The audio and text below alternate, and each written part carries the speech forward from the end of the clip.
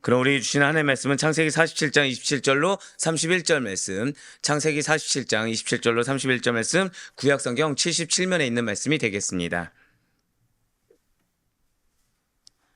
우리 창세기 47장 27절로 31절까지의 말씀을 한 절씩 교독하신 후에 마지막 31절 말씀은 한 목소리로 합독하도록 하겠습니다. 제가 먼저 27절 말씀 읽겠습니다.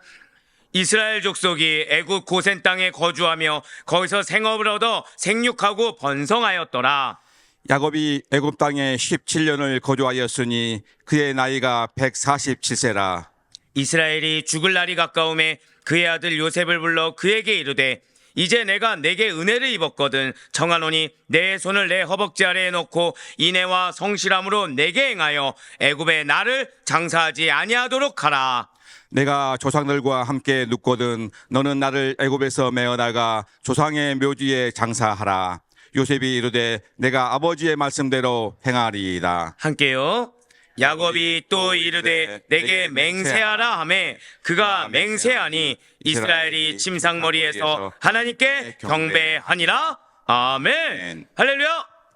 내 모두 변함없이 살아있는 주의 말씀의 은혜를 사모함으로 말미암아 이렇게 우리가 하루의 시작을 말씀과 기도하는 것을 주께서 기쁘게 받으시사 자 절대 크게 고백하실게요. 나를 약속의 통로로 사용하십니다.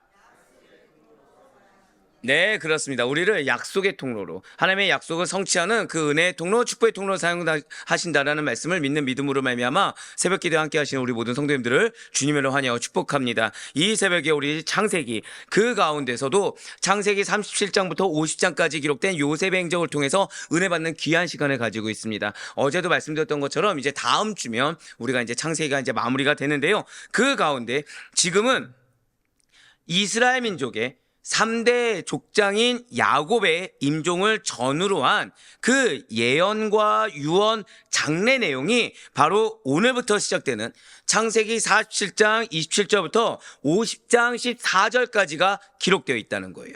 47장 27절부터 50장 14절까지는 이스라엘 민족의 그 제3대 족장인 야곱의 임종을 전후로 해서 그의 예언, 유언, 장례 내용을 담고 있다는 거죠. 이 가운데 야곱의 죽음과 그리고 아들들을 향한 축복이 갖는 의의가 있다는 것입니다. 그냥 단순히 하나님께서 부르셔서 때가 돼서 올라간 것이 아니라 그 죽음이 갖는 의의, 그리고 이들에게 그 아들들에게 한 축복이 갖는 의의가 있다는 것이죠. 진실로 야곱이 사망하고 난 뒤 12아들들은 한번 고백하실게요. 동등한 자격. 이것이 왜 중요한지는 이전에도 한번 말씀을 드렸습니다.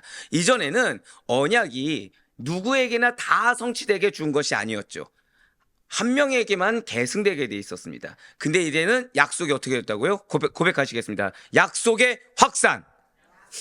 예, 바로 그거라 말씀드렸죠. 약속이 확산되었다. 그래서 공동 계승자로 이 12아들들은 간주되게 되었다는 것입니다. 이러한 사실은 자, 이스마엘과 여러 형제들 사이에서 오직 누구만 계승을 했습니까? 이삭만 계승했던 것처럼. 그리고 에서와 야곱 중에선 누가 계승했죠? 오직 야곱만이 아브라함 언약을 계승한 것과는 상당히 대조를 지금 보이고 있다는 거예요. 그렇습니다. 드디어 야곱의 12아들들에 대해 이르러서 형제들 사이에 더 이상 어떠한 구분이 없이 모두 다 언약의 혈통의 반열 안에 들게 되었다는 것이죠. 그 약속의 확산이 무엇인지, 공동 계승자로서 자격이 동등하게 주어진 것이 무엇인지를 이들은 보여주고 있다는 것입니다. 바로 선민 혈통의 확장이 시작되었다는 거예요. 이러한 선민 혈통의 확장은 시내산 언약 체결을 통한 이스라엘 민족의 본격 태동과도 이어지게 됩니다. 즉 출애굽기 24장에 나와 있는 시내산 언약과도 이어지게 되는 것이 바로 이 선민 혈통의 확장이라는 거예요. 그리고 세계 만민을 위해서 구속을 이루신 우리 구주 예수 그리스도를 기점으로 다시금 믿음으로 말미암아 그리스도와 성령으로 연합한 영적 이스라엘, 곧 모든 시대의 성도에게로까지 확장된 것이 바로 이 선민혈통 확장부터 쭉 이어져서 계승해져 온 거라는 것입니다. 그렇기 때문에 성도 모두는 여러 면에서 서로 상대적인 차이가 있을 수 있습니다. 마치 르우벤과 시므온이, 르우벤과 레위가, 레위와 유다가 다 차이가 있는 것처럼 우리 역시도 다 상대적인 차이가 있을 수 있다는 거예요. 하지만 설령 그렇다고 하더라도 우리 모두가 다 하나님의 자녀요 한 형제라는 절대적인 본질을 공유하고 있는 자들이 바로 우리들이고 성도라는 것이죠. 이러한 사실을 염두에 두시면서, 즉 선민혈통의 확장이 시작되었다. 그 시작된 것이 시내산 언약, 그리고 영적 이스라엘인 오늘날까지 이어지고 있다. 그렇기 때문에 차이는 있을지 몰라도 절대적인 본질을 공유하는 자들, 우리가 한 자녀 한 형제가 된 절대적인 본질을 공유한 자들이 성도다. 이 개념을 생각하시면서 오늘 본문인 창세기 47장 27절부터 31절까지는 야곱이 이제 죽기 전에 자신의 장지를 가나안 땅으로 정합니다. 그리고 이스라엘 자손에 대해서 축복한 내용이 바로 오늘 본 말씀이라는 거예요. 자, 먼저 오늘 보면 창세기 47장 27절 말씀을 먼저 보도록 하시겠습니다. 이스라엘 자손이 애굽 고센 땅에 거주하며 거기서 생업을 얻어 생육하고 번성하였더라. 아멘. 자, 지금 이 말씀이 축복의 말씀 같습니까? 저주의 말씀 같습니까? 축복의 말씀이죠. 예, 맞습니다. 지금 축복을 받았어요. 근데 어떠한 축복입니까? 이스라엘 자손들이 고센 땅에 살면서 자손들을 낳아서 잘 키워서 후손들의 수가 날로 늘어가는 축복을 지금 받았다는 거예요. 그렇습니다. 생육하고 번성하는 인구 증가의 축복이라는 것은 신실하신 하나님께서 이스라엘 백성들과 맺어온 약속의 결과입니다. 야곱 역시도 베델에서 이 약속을 받았다는 것이죠. 뿐만 아니라 그 이전에 아브라함 역시도 이 약속을 받았다라는 거예요. 사랑하는 우리 성도 여러분들, 혹시 여러분들은 약속을 잘 지키시는 분들이십니까? 이렇게 정직할 줄이야. 예, 침묵으로. 네. 피치 못할 사정이 생겨서 약속한 것을 차일피일 나는 잘 미루는 편입니까? 그러니까 좀 더 쉽게 말씀드리면, 약속을 지키고자 하지만 지킬 때도 있고 못 지킬 때도 있다. 근데 못 지키는 것이 어떤 악의적인 건 아니지만 어떤 이유가 있긴 하지만 약속을 못 지킬 때가 있다. 어느 쪽에 속하십니까? 나 자신이 약속에 대해서 사실은 내가 성실하지 못하다, 약속을 하지만 잘 지키지 못한다라는 것을 알고 인정하게 되면 한번 고백하실게요. 나의 약점을, 나의 문제점을, 그렇습니다. 나의 약점과 문제점을 우리가 인정하게 된다고 한다면, 타인 역시도 나에게 한 약속이 지켜지지 않는다고 하더라도 타인 역시도 나에게, 사실 우리가 내 모습이 보여질 때 오히려 우리가 그 상황을 못 이겨내게 되죠. 그럴 때 이해하려는 마음으로 조급함이나 섭섭함 대신에 여유를 발휘할 수가 있다는 거예요. 오히려 한번 고백하실게요. 영혼을 품을 수 있습니다. 바로 그거라는 거죠. 그러니까 내가 가진 문제가 무엇인지, 내가 가진 약점이 무엇인지를 우리가 알고 인정하게 된다고 한다면 오히려 더 많은 영혼을 품을 수가 있다는 것입니다. 하지만 그것을 감추고자 한다고 한다면 오히려 품지 못하게 된다는 것이죠. 마치 내가 지금 난 약속을 잘 지키지 못해. 그러면은 상대방이 10분을 늦었습니다. 이해가 될까 안 될까요? 나도 못 지키는데 상대가 어떻게 지키겠느냐라는 관용의 마음을 품을 수가 있다는 거죠. 자, 그렇다고 한다면 지금 이 말씀이, 우리는 그러면 서로가 서로에게 번번이 문제만 보여주고 단점만 보여주고 약속을 어기는 거짓말쟁이들, 악한 자들이 되어서 상처를 주고받기만 하면서 살아야 된다는 말씀입니까? 절대 아니라는 거예요. 인간으로서 불가능한 일을 하나님만은 모두 다 가능하십니다. 믿으십니까? 홀로 모든 약속을 성취하신 유일하신 한 분, 우리 구주 예수 그리스도께서 계시다는 거예요. 우리의 모든 연약함까지도 품으시는 분이 예수 그리스도시라는 것이죠. 바로 그분께서, 진실로 성경은 약속으로 가득 차 있다는 것입니다. 이미 여러분들께서도 아신 바와 같이 구약이 무엇에 대한 약속입니까? 오실 예수 그리스도에 대한 약속이고, 신약이 무엇입니까? 오신 예수 그리스도에 대한 약속이라는 거죠. 성경이 무엇이에요? 고백하시겠습니다. 약속의 말씀. 맞습니다. 약속의 말씀이에요. 근데 여기서 끝나지 않았어요. 예수님께서는 다시 오시리라라고 약속하셨고 구원을 성취하신다라고 약속해 주셨습니다. 바로 이러한 구원과 영생의 약속을 이루시는 분은 오직 예수 그리스도 한 분밖에 없다라는 거죠. 그래서 내가 혼자라고 느껴질 때 세상에서 그 누구도 나의 힘듦, 나의 어려움, 나의 외로운 마음들 알아주지 않는다고 여겨질 때 예수님께서는 일반 사람들과 동일하게 우리를 대하시는 것이 아니라는 거예요. 너는 결코 혼자가 아니다. 너는 결코 외롭게 있는 것이 아니다 라고 말씀하시면서 할 일이 없는 것이 아니라 넌 나와 같이 할 일이 있다라고 약속해 주셨다는 거죠. 그 말씀이 무엇입니까? 바로 올해 우리들의 말씀인 마태복음 28장 20절의 말씀이라는 것입니다. 우리 다 같이 한 목소리로 읽도록 하겠습니다. 시작. 내가 너희에게 분부한 모든 것을 가르쳐 지키게 하라. 볼지어다 내가 세상 끝날까지 너희와 항상 함께 있으리라 하시니라. 아멘. 자, 보시길 바라요. 자, 이 말씀 앞에서 나는 예수님의 말씀을 모두 다 지킬 수 있다 있으십니까?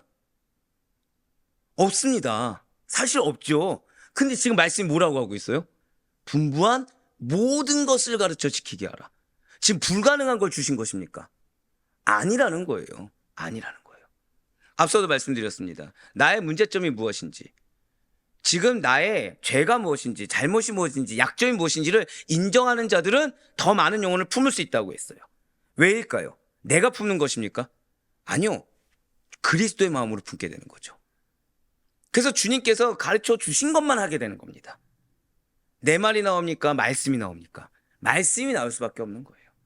그런데 어떻게 해요? 그냥 한 번 얘기하고 끝나는 것이 아니라 그 영혼이 정말 지켜 행할 때까지 기다려줍니다. 함께 해줍니다. 기회를 줍니다.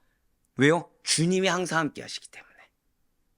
결국 내가 주님과 함께 항상 함께 하는지 안 하는지는 내가 나를 위해 살아가느냐, 내가 나를 위한 말을 하느냐, 아니면 나는 없고 그리스도만 있느냐, 나는 없고 영혼만 있느냐, 나는 없고 염대 사명이 누구에게 있습니까? 고백하실게요. 가족. 예, 가족의 사명이 있다 말씀드렸죠. 그러니까 나는 없고 가족의 영혼 구원, 가족의 영혼의 어떠한 회복, 어떠한 성장, 그거를 위해서 나아가게 된다는 거예요. 오히려 내가 없는 거에 대해서 이상하게 여기지 않는다는 거죠. 왜요? 나는 문제가 많은 사람이거든요. 왜요? 난 약점이 많은 사람이거든요. 근데 하나님이 누굴 선택해 주셨어요? 감사하게도 나를 선택해 주셨어요. 별반 차이가 없는데 감사하게 나를 택해 주신 거예요. 우리 한 번 더 선포하실까요? 나는 약속의 통로입니다. 자, 지금 여러분들 가족 가운데 이 자리에 가족들이 있습니까? 내가 있습니까? 내가 있죠? 이 말씀 누구에게 허락하셨어요? 나에게 허락하셨어요. 그래서 여러분들 말씀의 은혜를 받는다는 것은 큰 은혜입니다. 말씀이 들린다는 것도 큰 은혜이고, 그 말씀이 내 여기 심장을, 내 가슴을 찌른다는 것도 큰 은혜입니다. 왜요? 지금 그것이 한번 고백하실게요. 주님께서 항상 함께하고 계십니다. 바로 그 뜻이에요. 주님께서 나와 함께 하신다는 증거가 되는 거거든요. 이에 따라 이합 집산하는 세속적인 관계들에 지쳐있는 우리들에게 사람과 세상 참 믿을 것이 못 된다. 그들이 너희 곁을 다 떠난다고 하더라도 그것은 이상한 일이 아니다. 하지만 나는 끝까지 영원히 너희와 항상 함께 있을 거야 라고 다독여 주시면서 말씀하시는 주님의 위로의 음성을 이 새벽에 모두 들을 수 있게 간절히 소망합니다. 네, 그렇습니다. 예수님께서 함께하고 계시다는 거예요. 내가 원하는 모습이 아니라고 하더라도 주님께서는 여전히 함께하고 계십니다. 오늘 본문에서 소수의 인원으로 애굽에 도착한 이 이스라엘 족속이 하나님의 양육하심과 복주심으로 말미암아 생육하고 번성했다는 것을 통해 이스라엘 곁에서 끝까지 도와주시고 끝까지 응원해 주시는 하나님의 신실하심을 캐치할 수 있어야 된다는 거예요. 자, 이스라엘 족속 중에 선한 것이 있습니까? 없습니까? 우리는 이미 출애굽기를 통해서 봐서 알겠지만 선한 것이 없어요. 선한 것이 없습니다. 미리 말씀드린 것처럼 이제 다다음 주부터는 신명기를 통해서 보시게 될 텐데, 신명기를 보면 다 거의 회고잖아요. 회고. 무슨 일이 있었는지. 선한 것이 있습니까? 악함에도 불구하고 역사하신 겁니까?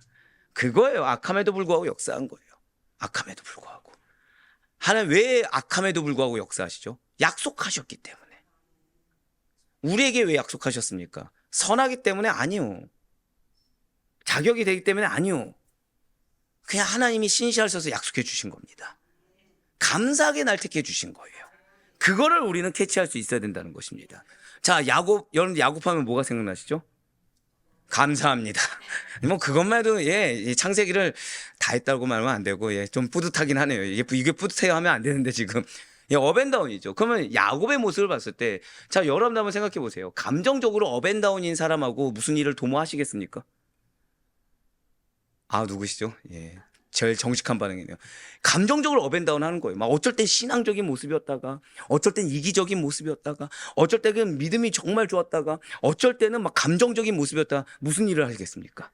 나는 그 사람과 평생 같이 갈 수 있다. 있으십니까? 역시 우리 아델포의 가장 큰 장점은 정직이네요. 네네, 맞습니다. 못합니다. 근데 지금 하나님은 이루셨다는 거예요. 그 야곱을 택한 것을 끝까지 변치 않으셨습니다. 그 하나님의 신실하심을 캐치할 수 있어야 된다는 거예요.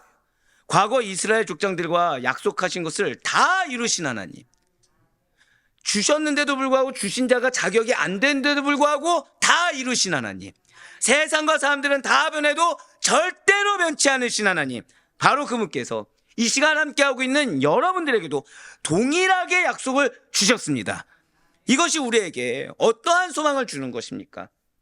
비록 어려운 상황에 처해 있다고 하더라도, 비록 낙심한다고 하더라도, 비록 나의 어떠한 단점을 많이 보이고 내 상황의 단점, 가족의 어떠한 절망적인 상황을 본다고 하더라도 한 번 더 고백하실게요. 하나님께서는 성실하십니다. 그 하나의 성실하심을 의지할 수 있게 된다는 거예요. 주의 선하신 역사하심을 기대하게 된다는 거죠. 그러니 말씀을 믿는다고 한다면, 그 말씀을 신뢰함으로 의지한다고 한다면, 그래서 정말로 내 삶 가운데 내가 믿음이 좋다고 여기진 않지만 은혜가 정말 필요하다고 한다면 절망 대신 소망을 가지시고 원망 대신 믿음을 가지시고 주님을 기대하며 순종으로 나아갈 수 있는 우리가 되길 간절히 소망합니다.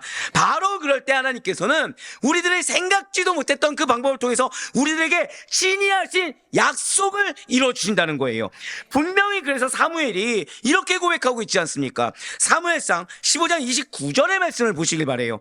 이스라엘의 지존자는 거짓이나 변개함이 없으시니 그는 사람이 아니심으로 결코 변개하지 않으심이라 하니. 아멘. 이 아멘이 나오시죠. 자, 그런데 여러분 혹시 이 상황 알고 계십니까? 지금 사무엘이 너무나도 행복한 상황 가운데 하나님의 신실하심을 고백했을까요? 아니면 분명히 하나님이 세우셨다고 믿고는 있는데 그 믿고 있는 자가 말도 안 되는 어리석고 배은망덕한 행동을 한 걸 보면서도 이 고백을 하는 걸까요? 뭐 이런 말 하면 당연히 후자겠죠. 후자입니다, 후자. 근데 하나님 제가 한번 믿어보겠습니다도 아니에요. 뭐라고 하고 있어요? 사울을 보면서도 교만하고 배은망덕하고 후한무치한 사울을 보면서도 뭐라고 하고 있어요? 그 자를 세우신 하나님은 거짓도 없으시고 변개함도 없으시고 그분은 바뀌지 않습니다. 약속을 바꾸시는 분이 아닙니다. 약속을 성취하십니다. 내가 믿습니다. 우린 이 고백이 우리 고백이 돼야 된다는 거예요. 이 고백이 우리 고백이 돼야 됩니다. 주님 앞에 겸손하게 서 있어야 돼요. 왜 서론에서 내가 약속을 잘 지키지 않는 것을 인정하는 자, 내가 문제가 있고 잘못이 많다는 걸 인정하는 자가 더 많은 걸 포용할 수 있다고 말씀을 드렸겠습니까? 그런 나라도 지금 하나님께서 감히 특권을 주셨는데 과연 내 앞에 있는 이런 상황과 사람에 대해서 내가 무엇하고 그걸 정죄하겠느냐. 품을 수가 있고 더 크게 쓰임받을 수가 있다는 거죠. 예, 맞습니다. 변함이 없으신 우리 주님의 약속이 여러분들에게 주어졌어요. 이것이 무엇이냐? 한번 고백하실게요. 주님께서 나를 사랑하십니다. 예, 주님께서 나를 사랑하사 지금도 기회를 주시는 거예요. 주님께서 나에게 은혜를 베풀어 주시사 지금 이 순간에도 기회를 주고 계시다는 거죠. 이를 알고 믿으며 감사하며. 왜 기회를 주신 것입니까? 여러분들에게는 자녀에 대한, 가족에 대한 축복의 약속을 주셨습니다. 믿으십니까? 사실 여러분들은 야곱하면 업앤다운이지만 저는 이 창세기를 하면서 딱 하나를 놓치지 않고 맥을 가져가는 것이 여러분들이 통로라는 거예요. 어떤 통로요? 가족에 대한 축복의 통로, 가족에 대한 화목의 통로, 소망의 통로, 형통의 통로, 은혜의 통로. 다 기억하고 계시죠? 뻔뻔드레라. 네, 그거예요. 그거예요. 그거를 놓치지 않는 거죠. 예, 맞습니다. 결국 그럼 자녀들이, 가족들이 어떻게 되는 거예요? 고백하시겠습니다. 생육하고 번성하는 축복이 나의 것입니다. 바로 그거예요. 우리에게도 생육하고 번성하는 축복이 임하리라는 이미 주신 이 약속의 소망을 놓치지 않을 수 있는 우리가 되길 간절히 소망합니다. 세상 사람들은 하나님을 믿지 않기 때문에 거짓을 일삼습니다. 그러니까 내 감정이나 내 상황만 보존할 수 있다고 한다면 얼마든지 거짓을 얘기해요. 생각했던 거를, 내가 이럴 거라고 생각했던 거를 팩트인 것처럼 거짓을 일삼습니다. 나 개인의 이익만 있다고 한다면 인간의 도리조차도 저버린 채 배신하는 것이 일상화이고, 그 거짓을 증명하기 위해서 또 다른 거짓으로 감싸 안고 포장하는 것을 현명하다라고 일컫는 것이 세상이라는 거죠. 그런데 아이러니하게 이 사회를 무슨 사회라고 합니까? 말로는 신용사회라고 일컫고 있어요. 근데 정작 신뢰가 아니라 불신만 계속해서 키워가고 있다는 거죠. 그럴수록 우리가 믿을 것은 예수밖에 없습니다. 정말 오직 예수와 오직 말씀에는 없다는 거예요. 그리고 이 땅 가운데 자격 없는 나를 사명 있는 자로 보냄을 받은 우리 역시도 그러한 하나님께 보일 것이, 하나님에 대한 절대 신뢰요. 믿음을 가진 자가 하나님 앞에서 절대 고백하실까요? 고람되오. 어떠한 사람이든 어떠한 상황이든 그 앞에서 하나님 앞에 있다라는 인식으로 하나님 앞에 지키는 책임과 신실성인 것입니다. 그러면서 이제 창세기 47장 28절과 29절 말씀을 보도록 하실게요. 야곱이 애굽 땅에 17년을 거주하였으니 그의 나이가 147세라.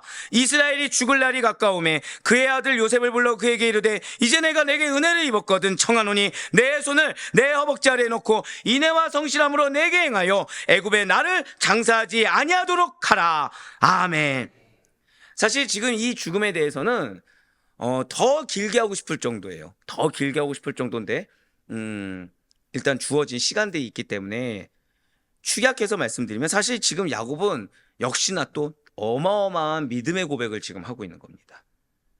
세상의 물질과 이런 것이 중요하지 않고 약속의 말씀만 중요하다는 것을 지금 고백하고 있어요. 사실은 어떤 야곱이 130세에 요셉의 초청으로 애굽으로 건넌 지 17년이 지났습니다. 그래서 지금 147세에 이르렀어요.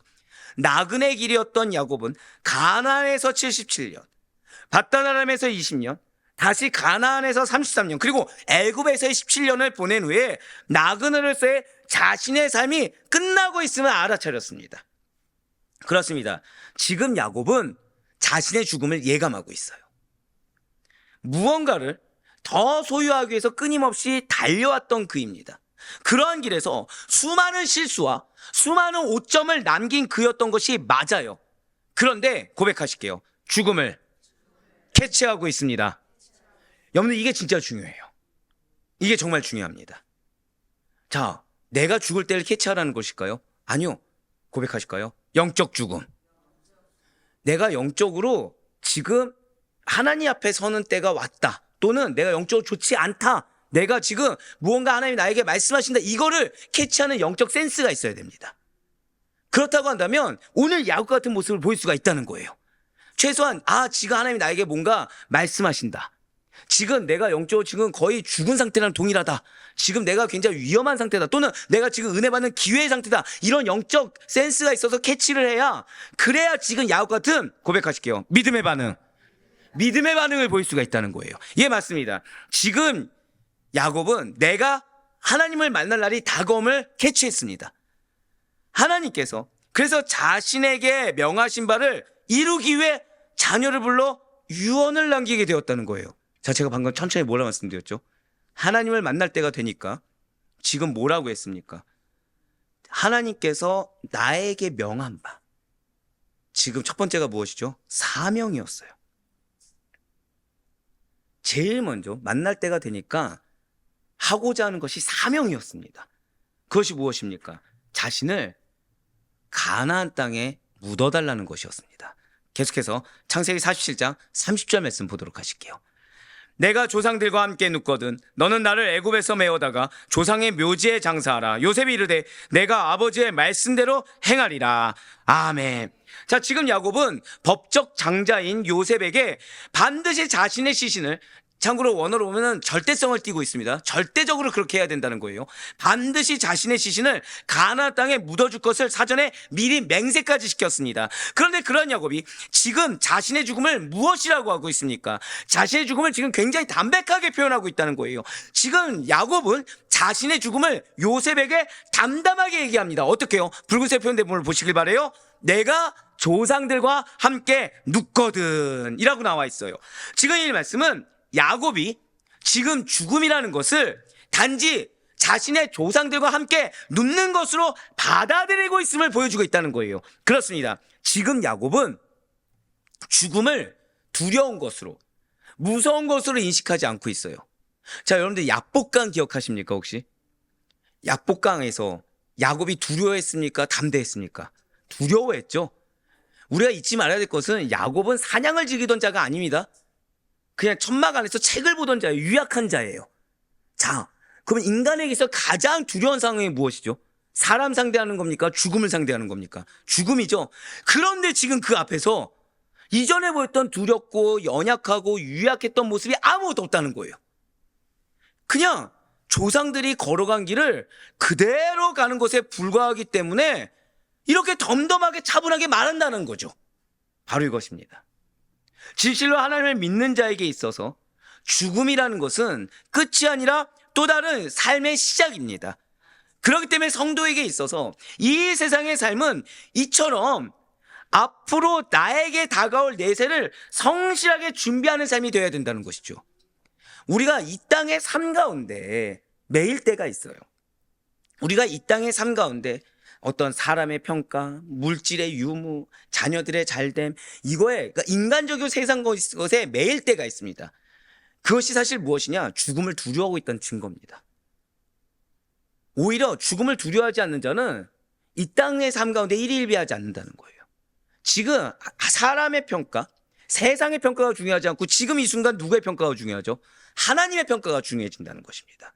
그래서 우리가 죽음을 두려워해서는 안 됩니다. 내세를 준비해야 됩니다. 부활을 준비해야 됩니다. 이 말씀이 뭐냐면 고백하실게요. 현실의 삶에서 담대하라. 바로 그 뜻이라는 거예요. 현실의 삶에서 담대하라는 것입니다. 예, 맞아요. 지금 야곱은 자신의 죽음을 준비하기 위한 절차를 담대하게 밟아가고 있습니다. 이 땅에서는 내세의 삶을 위해서 무엇을 마무리해야 돼요? 사명을 마무리해야 되는 거예요. 그래서 그 중에 하나가 무엇이었냐면 신변을 정리하는 것과 같은 유언이었어요. 자, 사명 중에 하나가 무엇이라고요? 신변을 정리하는 것 같은 유언이었습니다. 왜냐하면 이후에 나오겠지만 이제 자녀들을 축복도 해야 되거든요.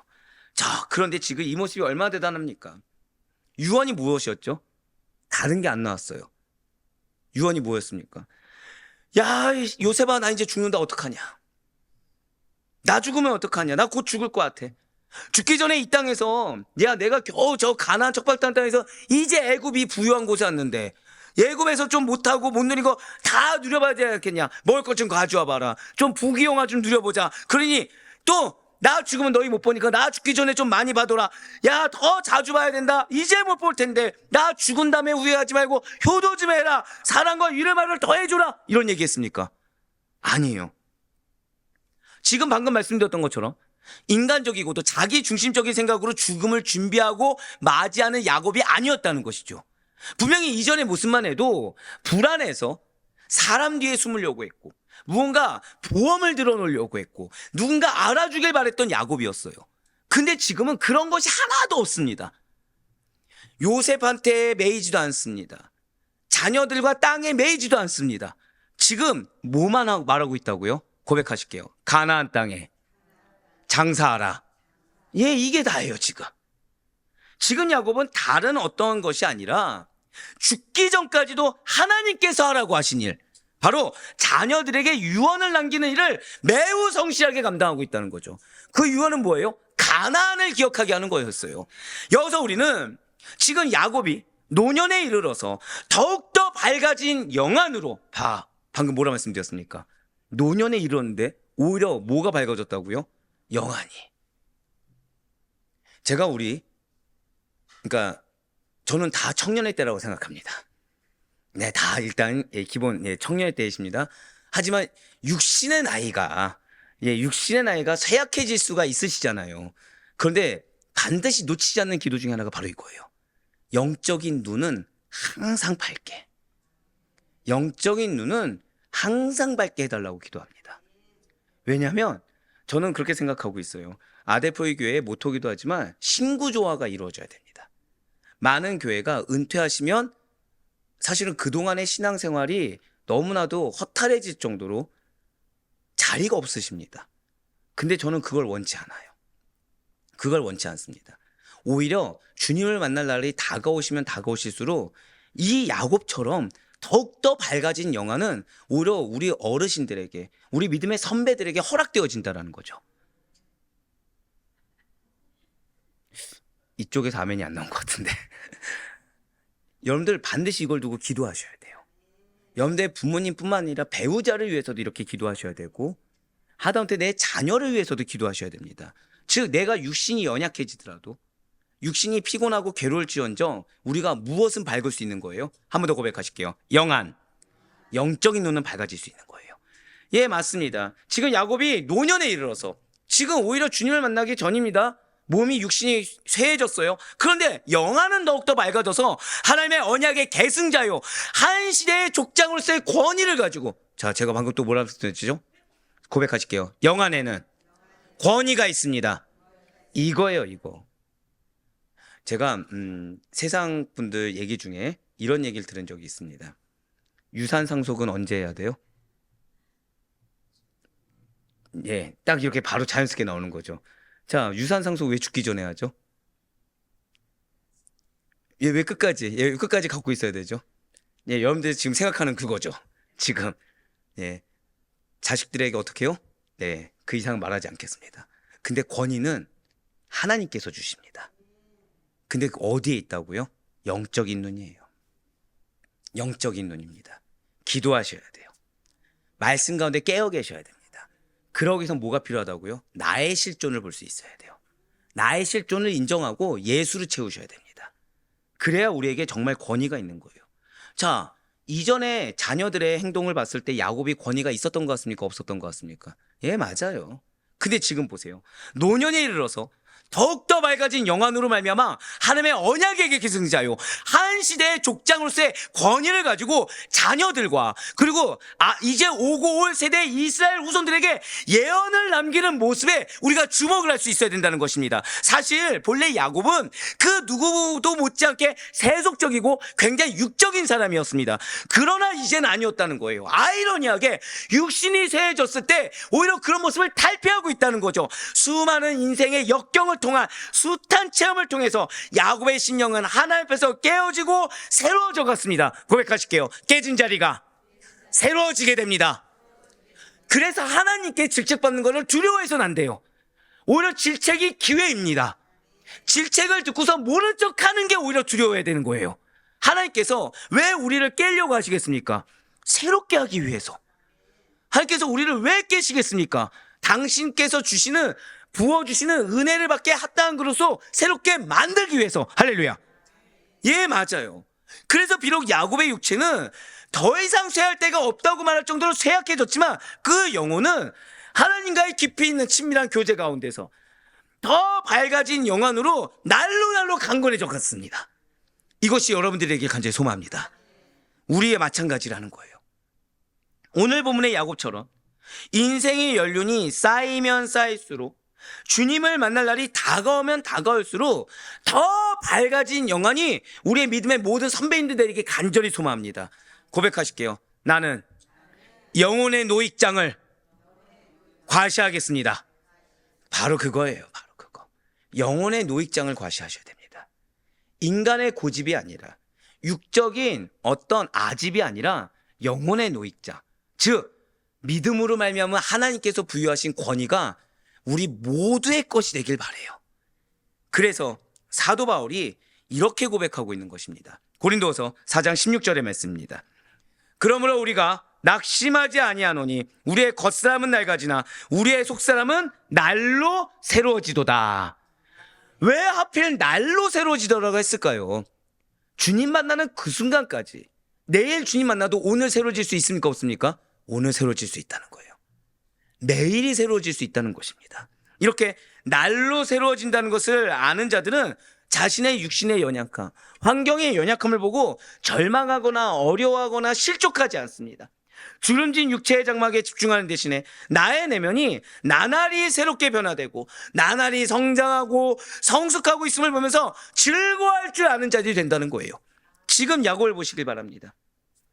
속이고 속이며 욕심 가득한 야곱의 모습, 지금까지 여전히 남아 있습니까? 아니에요. 전혀 아니에요.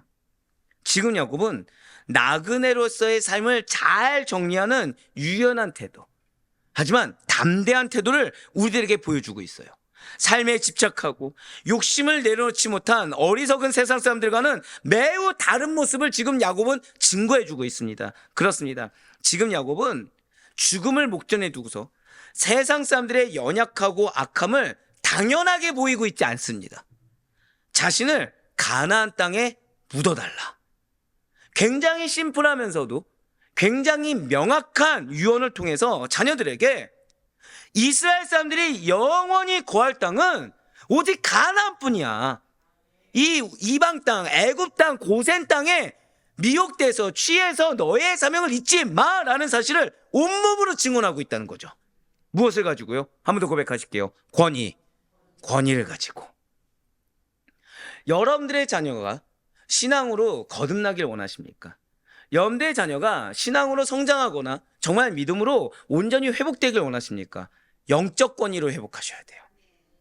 인간의 권위가 아니라 영적인 권위. 즉, 내 눈이 먼저 믿음의 눈이 밝아져야 됩니다. 그러기 위한 전제가 무엇이라고요? 나의 실존부터 봐야 돼요. 나의 실존부터 보고 나의 연약함과 문제점, 악함을 인정한 상태에서 주님 안에서 내가 먼저 회복이 돼야 됩니다. 그 가운데 사명으로 똘똘 뭉치셔야 돼요. 사명으로. 내 유익 따위는 하나도 생각나지 않는 사명으로 똘똘 뭉친 상태에서 그 사명을 가지고 말씀을 하세요. 거기에 하나님께서는 우리의 인간의 언어가 아니라 하나님의 말씀으로 권위를 덧입혀 주실 것입니다. 우리가 그렇게 쓰임받으라고 지금 하나님께서는 야곱을 통해서 보여주고 있다는 거예요. 이러한 가나안 땅은 단순한 물리적 공간이 아니었습니다. 그것은 하나님께서 직접 당신의 선민인 이스라엘 백성들의 삶의 터전으로 지정해 주신 땅이에요. 하나님께서 허락하신 땅입니다. 한 번 더 고백하실까요? 나의 가정은 하나님께서 허락하신 곳입니다. 이거를 놓쳐서는 안 돼요. 내 가정을 하나님께서 허락하셨다. 내 배우자, 내 자녀, 내 부모님, 내 형제자매를 하나님께서 허락하셨다. 그럼 나는 온몸으로 뭘 증언해야 됩니까? 그리스도만을 증언하셔야 돼요. 말씀만을 증언하셔야 돼요. 사명이 무엇인지 증언해야 됩니다. 나의 인간의 연약함을 드러내서는 안 돼요. 내가 남편으로서 이 정도는 대우받아야지, 내가 아내로서 이 정도는 대우받아야지, 내가 부모로서 이 정도 헌신했으면 이 정도는 인정받아야지, 내가 자녀로서 부모에게 이 정도는 누릴 수 있어야지. 이걸 버려야 돼요. 이걸 버리고 하나님이 나에게 주신 사명이 무엇인지 상태에서 하나님으로 체험받으셔야 됩니다. 하나님의 인정이 되고 그 가운데 오직 사명으로 주님이 주신 권위만을 가지고 말씀하셔야 돼요. 그럼 반드시 자녀는 생육하고 번성하게 됩니다. 반드시 자녀는 축복의 약속이 무엇인지를 그들의 삶을 통해 우리에게 보여줄 것을 믿으시길 바라요. 따라서 이스라엘 민족들이 가나안 땅에 거하고자 하는 것은 일반 민족들이 자기들 고유의 영토를 지키고 그리워하는 것 이상의 절대적인 의미를 갖는 것이죠. 그러므로 이스라엘 민족들이 자기들이 당장 평안히 머무르고 있는 이 애굽 땅을 언젠가는 떠나서 가나안 땅에 돌아가 영원히 정착하는 것은 언약 백성이요 선민으로서의 그들의 정체성을 구현하기 위한 필수 요소인 것입니다. 그렇습니다. 이스라엘 사람들이 가나안 땅에 산다라는 것, 그것도 지금 당시에 문화가 제일 발달했고 당시에 물질로도 풍요로웠던 이 애굽 땅을 떠나서 그 사명의 말씀에 아멘으로 순종해서 가나안 땅에 산다는 것은 하나님과 사람 앞에 선민으로서의 자신들만의 고유한 지위를 유지하며 진정한 삶, 하나님께서 인정하시고 축복 주시는 그 삶을 살기 위한 가장 원초적인 조건이 무엇이라고요? 가나안 땅에 사는 거라는 거예요. 진실로 가나안 땅은 이스라엘 민족의 육체적이요 영적이며 법적인 뿌리였다라는 것이죠. 이러한 가나안이야말로 선민을 향하신 하나님의 약속과 축복의 구체적인 증거 중에 하나인 것입니다. 한 번 더 고백하실게요. 나의 가정이 약속과 축복의 증거입니다. 이걸 믿을 수 있어야 된다는 거예요. 이걸 믿을 수 있어야 됩니다. 그래야 나를 내려놓을 수 있어요. 그래야 나를 오롯이 버릴 수가 있습니다. 하나님과 언약 관계 속에서 이루어지는 진정한 삶의 구심점이 가나안 땅이라는 거죠. 왜요? 하나님이 그 가나안을 약속하셨기 때문에. 왜 우리에게 가정이 하나님께서 우리에게 약속과 축복의 구체적인 증거라고 말씀드릴 수가 있죠? 가정의 축복을 약속하셨기 때문에. 나를 통해 우리 가족이 구원받게 되고, 나로 말미암아 우리 가족이 믿음이 성장하게 되며, 나로 말미암아 우리 가족이 믿음이 회복될 것을 약속하셨기 때문에. 따라서 이스라엘 민족들은 당장은 하나님의 섭리에 따라 애굽 땅에서 요셉의 보호 아래 영광과 번영을 구가하면서 살고 있는 것은 맞습니다. 하지만 때가 있습니다. 제한이 있어요. 이것이 오롯이 내가 평생 누릴 것이다 착각해서는 안 되는 것입니다. 훗날 하나님의 인도하심에 따라 반드시 가나안 땅으로 돌아가서 정착해야 된다는 것이죠. 이스라엘 민족들은 자신들이 살아갈 땅은 오직 가나안뿐이다 라는 사실을 절대 잊어서는 안 된다는 거예요. 그러면서 이제 마지막으로 창세기 47장 31절 말씀 보도록 하시겠습니다. 야곱이 또 이르되 내게 맹세하라 하매 그가 맹세하니 이스라엘이 침상머리에서 하나님께 경배하니라. 아멘. 된다고 한다면 이거를 좀 별표를 쳐놓으세요. 내일까지 좀 이어지겠지만 이걸 좀 별표를 쳐놓으시길 바랍니다. 이 중요한 구절이에요. 중요한 구절입니다. 오늘은 아니겠지만 미리 말씀드리면 내일 기억하고서 보시면 좋을 것 같아요. 왜 야곱과 이스라엘이라고 나온지를 좀 내일 말씀드릴 겁니다. 자, 지금 야곱은 침상에서 떠나기 어려운 매우 노쇠한 상태예요. 그러니까 요셉이 찾아왔겠죠. 그러나 야곱은 이렇게 거동이 불편한 중에도 아들 요셉의 맹세를 듣고 비록 침상머리일지라도 무엇을 놓치지 않고 있습니까? 한 번 더 고백하실까요? 하나님에 대한 경배. 그거를 잊지 않았어요. 그러니까 육신이 연약해도 그의 신앙만큼은 노쇠하지 않았음을, 육체의 연약함에 잠식되어 신앙이 쇠퇴하지 않았음을 증명하고 있다는 것입니다. 여러분들 이거 증명하셔야 돼요. 죄송하지만 여러분들 이거 증명하셔야 됩니다. 그렇다고 해서 뭐 병원에 입원해 있는데 막 뛰어와라 이런 얘기가 아닙니다. 어느 곳에서나 무엇이 우선되는 걸 보여주셔야 된다는 거예요. 신앙이 우선됨을 보여줄 수 있어야 된다는 거예요. 어느 곳에서나 나보다도 하나님께 경배하는 것이 우선임을 보여줄 수 있어야 되는 것입니다. 지금 야곱은 자신을 가나안 진영에 장사하겠다라는 요셉의 말에서 확신을 얻고 그 배후에서 요셉을 감동시킴으로 자신에게 은혜를 베풀어 주신 하나님께 충심으로 감사하며 경배한다는 거예요. 이렇게 야곱이 요셉의 맹세가 끝나자마자 지금 유언을 마쳤잖아요. 힘든 상황 가운데 말을 이어갔잖아요. 근데 끝나자마자 즉각적으로 무엇부터 했습니까? 하나님께 감사하고 경배한 거. 이것은 야곱이 말년에 보여준 성숙한 신앙의 모습입니다. 오랜 신앙생활을 유지해오면서 진실로 야곱은 육신의 연약함에도 불구하고 밝아진 영안으로 하나님 주신 권위로 말을 이어갈 수 있음을 증명해왔고, 여기서 끝나지 않고 자 우리는 권위를 받았어요. 그래서 무언가 이루었습니다.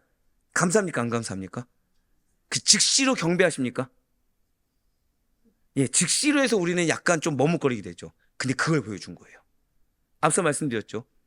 육신이 쇠약해도 더욱 밝아진 영안으로 하나님께서 권위를 주셨습니다. 그래서 사명의 유언을 다 했었죠. 근데 유언을 지금 요셉이 받아들였습니까? 안 받아들였습니까? 받아들였죠. 그랬더니 즉시로 무엇부터 했어요? 경배부터 올렸어요. 여러분들에게 주님께서는 이미 약속해 주셨습니다. 사명이 있는 자에게 무엇을 주신다고 하셨죠? 능력을 주신다고 하셨어요. 사명이 있는 자에게 영광이 있습니다. 믿으십니까? 그래서 여러분들의 사명은 반드시 약속이 성취될 것입니다. 그때 이거 잊지 마시라는 거예요. 즉시로 고백하실게요. 즉시로 경배 먼저 해야 합니다. 이거를 잊지 마시길 바래요. 맞습니다. 참된 신앙은 바로 이겁니다. 즉시로 감사할 줄 아는 신앙입니다. 자신의 바람이 비록 인간을 통하여 이루어졌을지라도 또는 내 바람이 100인데 100은커녕 10만 이루어졌을지라도 궁극적으로 그 10이라도 이루어 주신 분이 하나님이심을 알고 감사하는 신앙이야말로 참된 신앙이라는 거예요.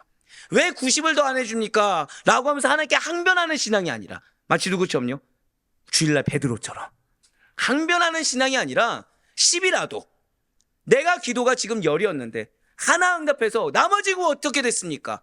왜 나는 이 구에서 배제됐습니까가 아니라 이 하나에 감사하는 신앙이야말로 참된 신앙이고, 이 참된 신앙이 하나님께서 주신 권위 있는 신앙이며, 그 권위 있는 신앙이 자녀들에게 축복의 약속이 성취되는 지름길이라는 사실을 절대 잊지 마시기 바랍니다. 사로 아데포에게 성도 여러분들, 사실 오늘 본문과 어제부터 사실 너무 중요한 메시지였어요. 특히나 우리들에게 적용될 수 있는 오늘과 내일은 너무나도 중요합니다. 오늘 본문은 죽음 앞에 우리가 인생을 어떻게 바라보고 또한 어떠한 태도를 가져야 할지, 또한 주님께서 나에게 무언가 말씀하신 것 같다라고 했을 때 어떻게 내 삶을 바라보고 어떠한 태도로 서 있어야 되는지를 되돌아보게 합니다. 분명 인생은 누구나가 다 죽음 앞에서는 진정으로 겸허해지고 진지해지기 마련입니다. 그렇기 때문에 야곱이 자신의 죽음 앞에서 무엇보다 자신의 유해를 꼭 반드시 약속의 땅 가나안에 묻어달라라고 유언한 것은 더욱더 생생한 육성으로 우리에게 실제적으로 다가올 수 있다는 거예요. 구약의 가나안 땅은 영적으로 신약의 교회를, 그리고 더욱 궁극적으로는 저 하늘의 천국과 이어지는 것입니다. 그렇기 때문에 이렇게 자신의 시신을 가나안 땅에 묻어달라라는 야곱의 유언은 결국 우리들에게 어떠한 교훈을 주는 것입니까? 성도라고 한다면 오직 믿음 안에서, 교회 안에서 언젠가는 영원한 저 하늘의 천국으로 돌아가야 할 것을 한번 고백하실까요? 늘 인식해야 합니다. 예, 늘 인식하며 살아야 할 것을 촉구하고 있다는 거죠. 그래서 서론에 말씀드렸던 것처럼 저 천국에 내가 반드시 돌아가야 된다라는 걸 알면은 지금 내 단점이 무엇이냐가 굉장히 중요해지죠. 왜요? 그걸 빨리 하나님 앞에 고백해야 되거든요. 지금 하나님과 나와 관계에서 무엇이 걸림돌이고 무엇이 문제인지 이거를 하나님께 빨리 해결을 봐야 되죠. 그래서 그거를 온전히 앞에 인정할 수 있어야 된다는 거예요. 누구 때문에, 무엇 때문이 아닌 것입니다. 그냥 내 문제라는 거죠. 하나님과 나와 관계에서. 그렇게 했을 때 사명이 보이기 시작한다는 거예요. 그제서야 내가 내 가족들에 대한 사명이 무엇인지, 내 지체들의 사명이 무엇인지 그제서야 보인다는 거예요. 밝아진 영안이 있어야 권위를 받습니다. 밝아진 영안이 있어야 사명을 완수할 수가 있습니다. 우리가 자꾸 사명 앞에 해야 된다는 걸 알면서도 무너지는 이유는 내 유익이 아직까지는 주님보다 앞서기 때문이에요. 아직까지 내가 살아있기 때문입니다. 산성도 여러분들, 어려운 것 같지만 무가치한 것이 아니기 때문에 반드시 해야 될 문제입니다. 여러분들에게 주님은 이루시길 원하시고 계세요. 여러분들의 자녀들을 생육하길 원하시고 번성하길 원하십니다. 당신의 믿음의 자녀들로 여러분들을 통해 충만하게 넓혀지기를 주님께서 바라시고 계시다는 거예요. 그렇기 때문에 언제 어디서나 육적으로는 쇠할 수 있지만 영적으로는 더더욱 충만하고 밝아지는 우리가 되길 정말로 간절히 소망합니다. 환경적으로 쇠약해질 수 있고 환경적으로 어려워질 수 있지만 그럴수록 영적으로는 더욱더 밝아지길 간절히 소망합니다. 그래야 그러한 자들에게만 주시는 권위, 방금 뭐라 말씀드렸죠? 단도직입적으로 말씀드렸습니다. 영적으로 밝은 자들에게 권위 주세요. 이건 그냥 일견 당연하죠. 교만하고 육적으로는 충만한데 영적으로는 둔감하고, 죄송합니다, 엘리 제사장 같은 자에게 권위를 줬다고 생각해 보세요. 그럼 어떻게 되겠습니까? 망하겠죠. 바로 그거예요. 주님은 여러분들에게 권위를 주십니다. 아멘이라 하신 분들이 너무 적으신데요. 그렇죠. 권위는 받고 싶은데 이게 나를 내려놓는다는 게, 하지만 그 권위가 결국 여러분들에게 승리를 안겨주십니다. 그 승리는 내가 할 수 있는 것이 아니에요. 내가 어떻게 하려고 노력해도 할 수 없는 승리를 주님께서 반드시 안겨주실 것입니다. 오늘 키워드는 약속입니다. 그래서 약속이 중요해요. 주님은 약속을 반드시 성취하십니다. 마지막 선포하실게요. 나를 통해, 영적으로 밝아진 나를 통해 약속을 이루십니다. 그렇습니다. 그러니 그 약속의 말씀을 기억하는 우리가 되시길 소망합니다. 우리에게 영원한 생명의 약속과 천국의 소망을 주신 하나님을, 그리고 우리에게 이 약속의 성취를 약속하신 하나님을 삶의 곳곳마다 기억하시고 경배하시는 우리가 되시길 간절히 소망합니다. 그래야 바라고 얻기는 우리 또한 다른 것을 물려주는 것이 아니라 신앙의 아름다운 유산을, 오직 예수 그리스도만을, 나의 어떠한 육적인 작은 영역도 다 배제하시고 오직 예수 그리스도 그 말씀만을 자손들에게 물려줄 수 있는 축복된 가정을 이루게 될 것을 믿으시는 가운데, 그런 우리들을 말미암아 내 가정이, 내 자손이 생육하고 번성할 것을 온전히 믿는 믿음으로 말미암아 오늘 하루의 삶도 오직 예수 앞에서, 오늘 하루의 삶도 오직 예수님만을 믿고 바라는 그리스도의 증거자로 살아갈 수 있는 우리 모두가 되기를 주님의 이름으로 간절히 축원합니다.